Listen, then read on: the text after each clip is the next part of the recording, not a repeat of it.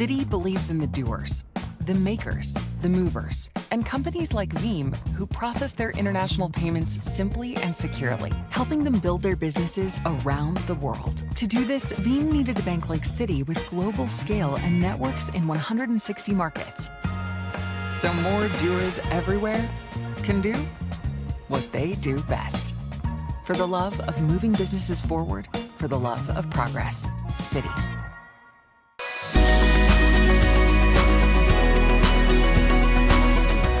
Welcome to the PaleyFest Fall TV Previews. I'm Kelty Knight. I'm delighted to be your host for this special conversation celebrating Season 3 of Hulu's The D'Amelio Show. And of course, we want to thank Citi, the festival's official card and official sponsor, for their help making this program possible. Today, I'm thrilled to welcome the stars of the series themselves. They need no introduction, but here they are. We have Mark, Heidi, Dixie, and Charlie D'Amelio. Welcome, everyone. Let's start the conversation. How are you, first of all? Great. Yeah. I watched the trailer. Congratulations on Season 3. I feel like there's a lot of drama and a lot of tears in this trailer. First, I want to just start. Is everyone okay? Yep. It looks We great. made it. We made it. Is it so wild to watch back your lives and what you've taped into those little snippets of a television series? Yeah, because you say something in one moment and then you like forget you say something and then it's like, oh, wait, we're in a fight. And I'm like, wait, no, I'm not mad. Like, it's so weird because you forget because everything happens like in the moment and then you see it 7 months later and you're like, oh. It's really crazy. So Mark, bring me through what fans and everyone can expect in Season 3. I know that you're expanding a lot of family business. What's going on? Yeah, I mean, it's all of the things that happen in our daily life. What's really cool about the show is we have our normal schedule and they decide what to follow.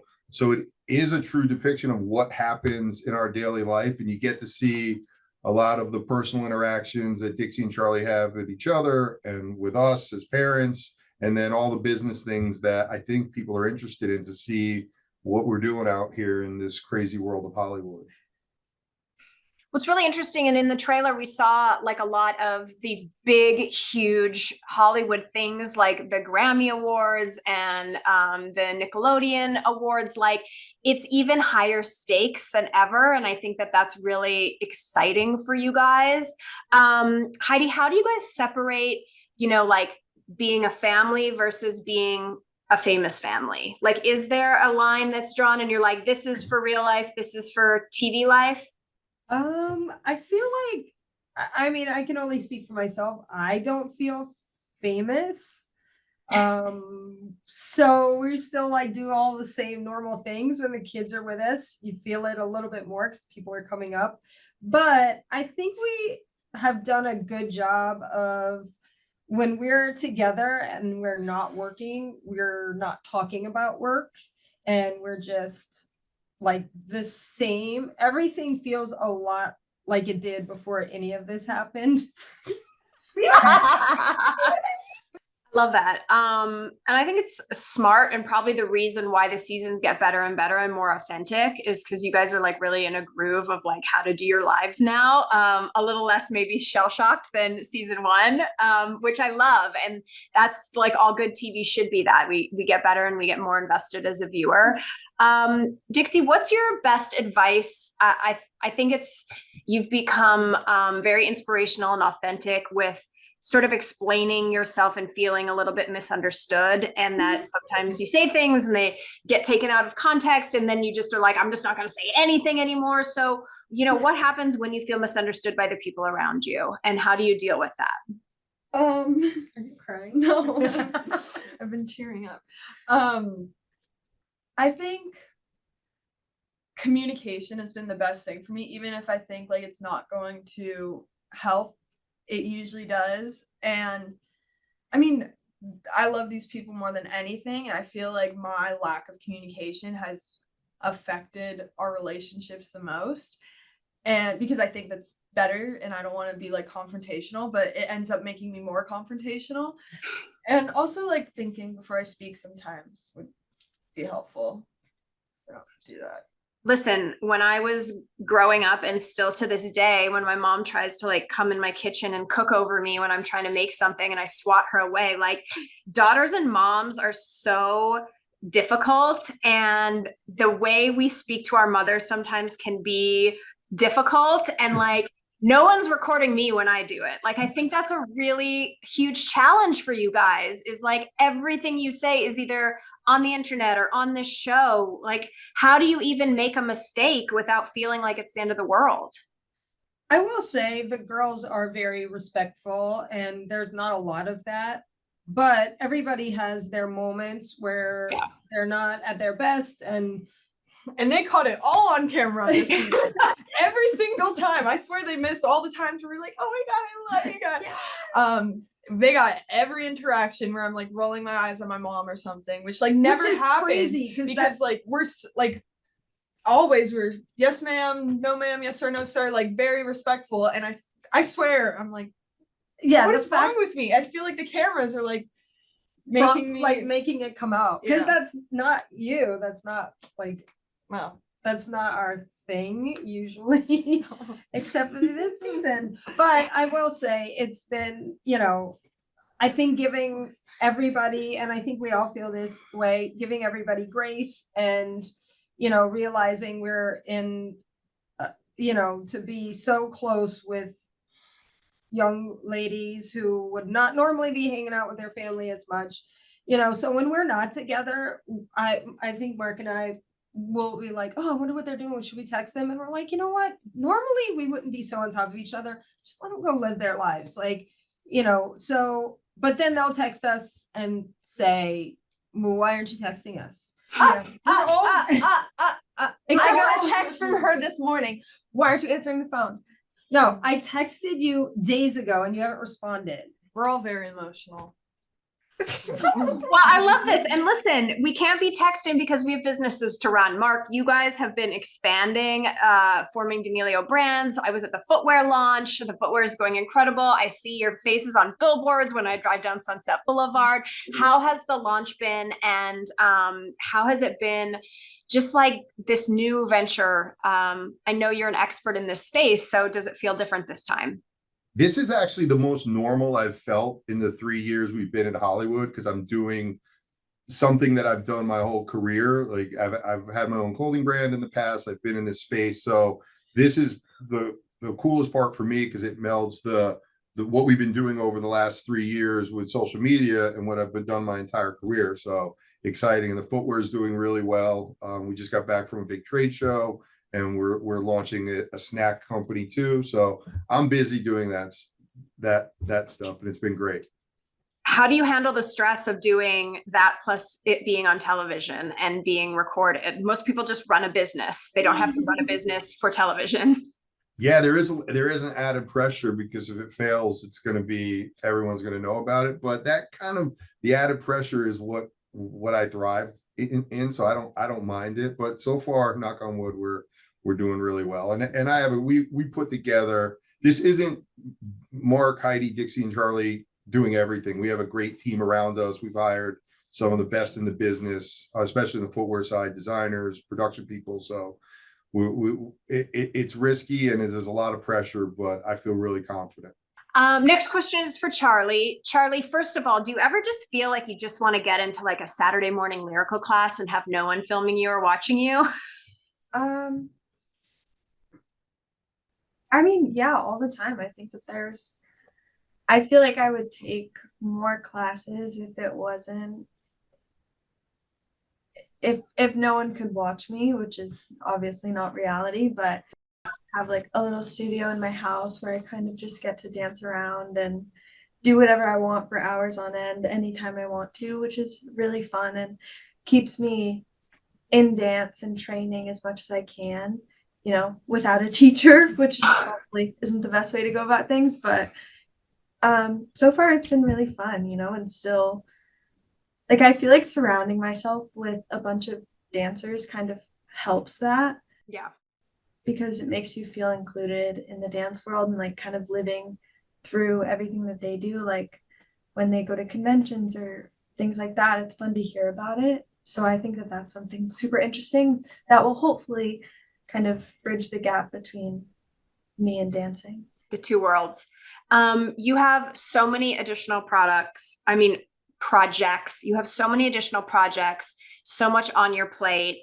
There's so much more to what you're doing than a few years ago, which was just like, hey, just get on the internet and be an it girl and do your thing. And now there's just so much pressure on you. How do you balance your life and sharing your life and still bring that joy to posting and being a public person now that it's a job job? I feel like it's the never-ending cycle of let's hang out with my friends, or let's make a bunch of videos, or I really want to work hard on this one thing, or let me try and do everything all at once, or maybe I don't want to do anything at all. It's kind of like, you know, every few days that answer changes. Yep. Right now I'm kind of just figuring it out as I go day by day.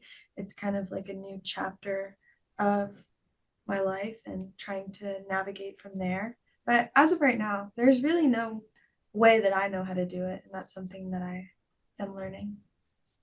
No, I love that. And it's definitely, there's also there's no example pathway. You know what I mean? There's no one that has done what your family and what you guys are doing before, with the amount of social and this show and the line, like it's just, you know, it's very respectable the way you all, and I think the way the ladies hold themselves in the public eye, especially with all the pressure you guys are under. So bravo to you for that. But as every good daughter would say, they got it from their mama. Heidi, this next question's for you. How did your background modeling and, you know, being in front of the camera help you I think I'm very interested in the branding of the line and just kind of making sure everything stays chic within the fam?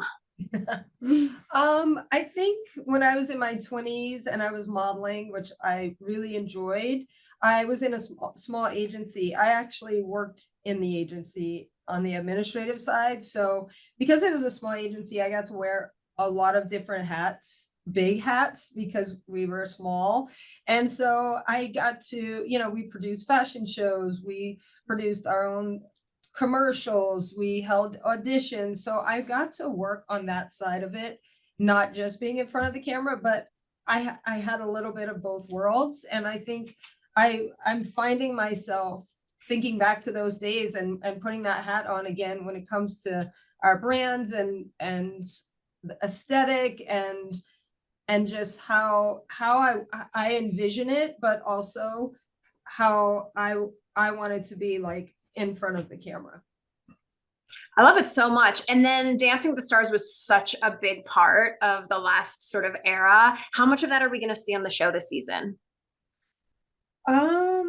Honestly, we filmed this a long time ago, so I don't exactly remember how much is going to be on it, but there is a lot of talk about it and reflecting on that time. It was so intense and crazy. It was a and transformative period. It was a transformative period. Thank you. Great job. I love that. A transformative period. There's also a transformative period for your parents, which is empty nest syndrome. How are you guys doing? How has it been with the girls moving out, and how does that impact you? I was at your house yesterday. I know. I feel like Mark and I probably have a little bit of different answers. I was excited because Charlie was not sure about wanting to move out initially, and then I just knew the independence she would feel in a world where she felt like, you know, so under the microscope. It would give her her own space to do and be what she wanted. And so I was excited for that. And then with that, you know, it was, I think any empty nester could attest to, it's now a very different dynamic in our house between Mark and I, and what that looks like. So that's been, you know, an interesting road, but it's, you know, we've taken that time to really let the girls be and let us be, because we're better together. And so all of that being said, say I'm really happy for them. They live about 3 miles away from us. We see them a lot, and I'm happy that they're in their own space and living their own lives in their own way. And this next question is for the ladies. So I think there's something that happens when you're your age where you're like, I want to move out. I want to get rid of these parents. I want to have my independence. And then you're like, wait, it was so much easier when I lived with my parents and they were like groceries and cleaning and making sure like everything was paid for and ready to go. Do you guys feel that? How has it been being on your own? Because it actually is a lot. It's overwhelming. I wish I could move back in with my parents like tomorrow. Yeah, I really miss it. My dog or one of the dogs peed on my bed the other day, and I slept on my mattress with a blanket, like a throw blanket. So I really miss my parents. I love it so much. Dixie, what's going on with music and what's the latest? And are we going to see that in season 3? We honestly don't see much of it in season 3.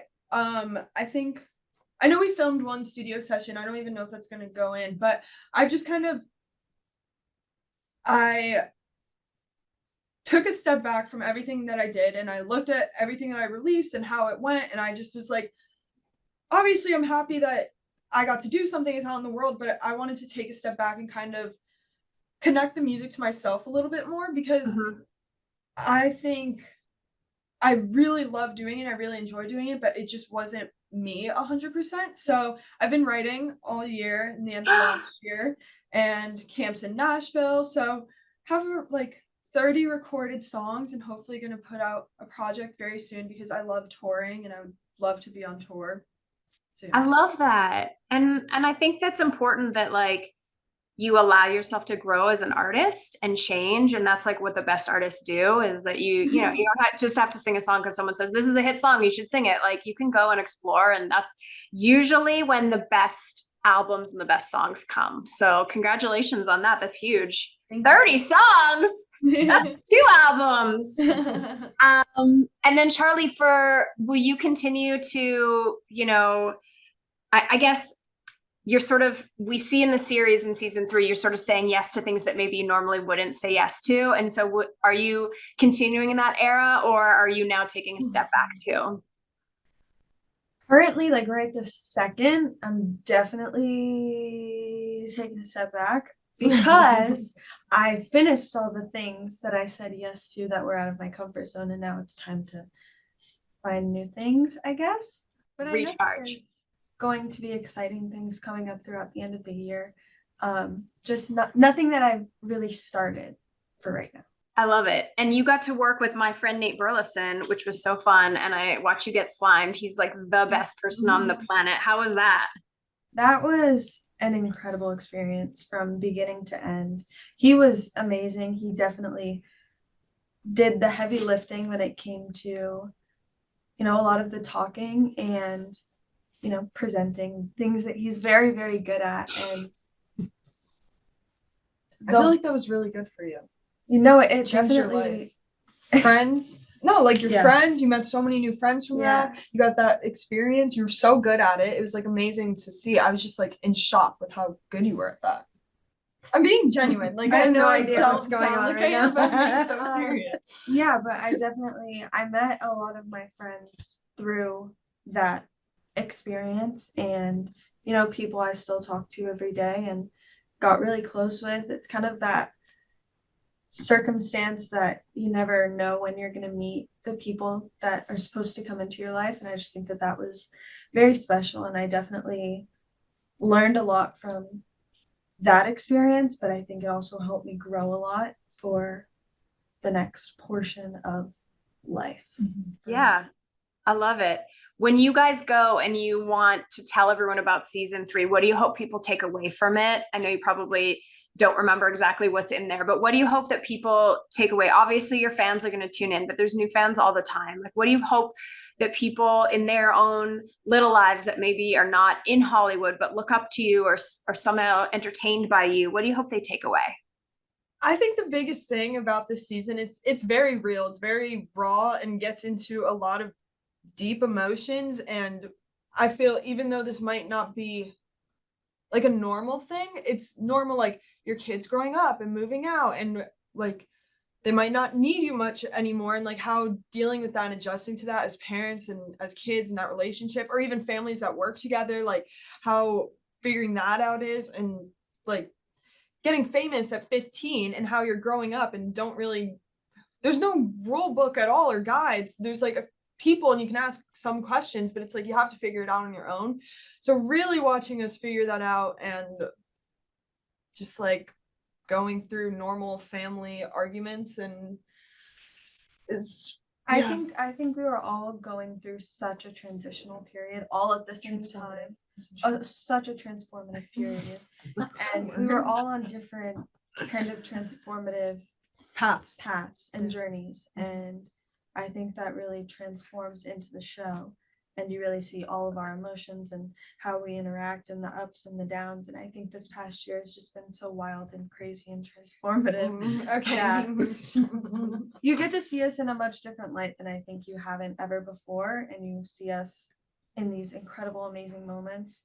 And you see us in these moments where we're all like, what do we do? Yeah. And I think that that's really interesting because you don't always get to see the not so picture perfect sides. And I think what you see is just us doing extraordinary things, but being really a normal family doing them. So it's, and I think people can relate, although it might not be so, like you see us, it reminds me of what we were like living in Connecticut. It was less about all the Hollywood stuff and more about the normal interactions between us. And we're just a normal family that loves each other, but has ups and downs. And I think for this season, more than the first two, really shows that side.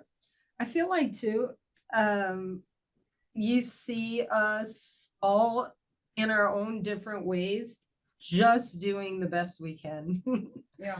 And trying to learn that I'm doing the best I can, but so is everybody around me. So just to have a little bit of patience.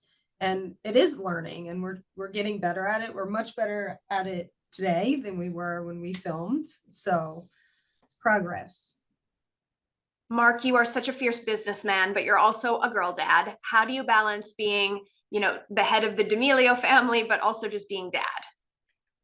Yeah, that's the hardest balance, is realizing like when to step on the gas a little bit and push, and when to, which I know in my heart that it's good for their career and it's good for their to have all these opportunities.